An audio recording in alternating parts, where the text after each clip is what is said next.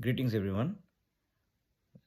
I'm really delighted to inaugurate this workshop, which is completely online, which has several online sessions that will happen from today to the next 4 days.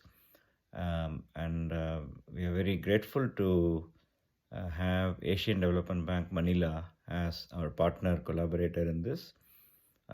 In fact, this is this whole session, this whole workshop is about multi-region output tables, which are actually developed by ADB Manila, and the the colleagues who will be running this whole workshop will be actually teaching, training, and providing resources are the ones who actually developed this framework and this data set and their colleagues.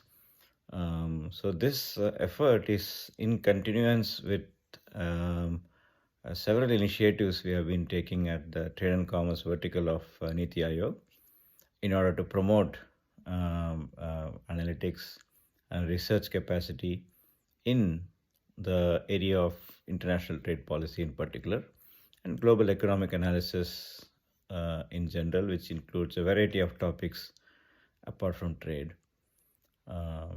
And it gives me a lot of pleasure to inaugurate this particular workshop.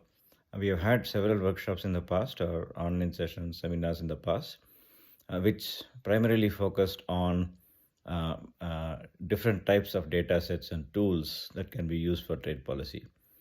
And this is also a very important tool. In general, the trade policy makers in the area of international trade, international cooperation, strategy, climate change, and so on, they are dealing with a lot of different challenges which are interrelated, which are very complex, which cannot be solved with a linear approach, linear thinking. They need a lot of deep understanding of interlinkages between different sectors, different countries, and so on. That is where mere qualitative analysis or descriptive analysis, or what we can call as holistic thinking is not possible without having hard data and evidence, and that is very complex. Not just simple data on things like GDP, production, trade, and so on, but also the very intricate interlinkages between different sectors, different countries, and so on. So in this regard, we had already had a session a few weeks ago on computable general equilibrium modeling. And one of the main building blocks for a CGE model, or computable general equilibrium model, is the input-output table. An input-output table has a matrix of transactions between different sectors, how a particular input goes from a particular sector into another sector is captured there. And typically these input-output tables are domestic in nature, which focus on a particular country's transactions. For example, we can have information on the amount of steel used for producing a car. And maybe at the max, you can have information on domestic steel vis-a-vis imported steel used in manufacturing car. But what the policymaker needs is much more than that. I talked about imported steel used in car. Where does that imported steel come from? It could be from China, it could be from Korea, it could be from any country. That information is contained in this multi-region input-output table.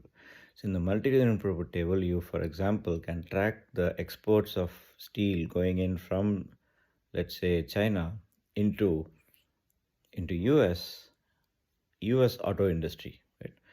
So with a simple input-output framework, this cannot be captured. In a multi-region input-output framework, these kind of details can be captured.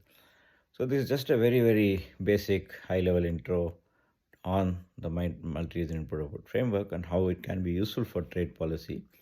Of course, our colleagues from ADB are going to spend the next 4 days with you explaining much more deeply on how can it be helpful. What is this? How can it be helpful? How was it constructed, and so on. So now I first of all thank my colleagues in ADB, my friends and colleagues from ADB, under the able leadership of Mr. Joseph Maria Singham and others, who are trained statisticians, economists, and have a lot of expertise and experience in this area for conducting this particular series of sessions. I also equally thank my colleagues, my team members, particularly Mr. Vishnu Das Gupta and other colleagues, Mr. Kannan Kumar, Mr. Arpit Kumar, Miss Aparna Sharma, and others. So thank you very much, everyone, and I also thank all of you in the participants for participating in this and attending this. I would request all of you to not only learn this but also use it for various applications to keep the knowledge intact. Thank you once again.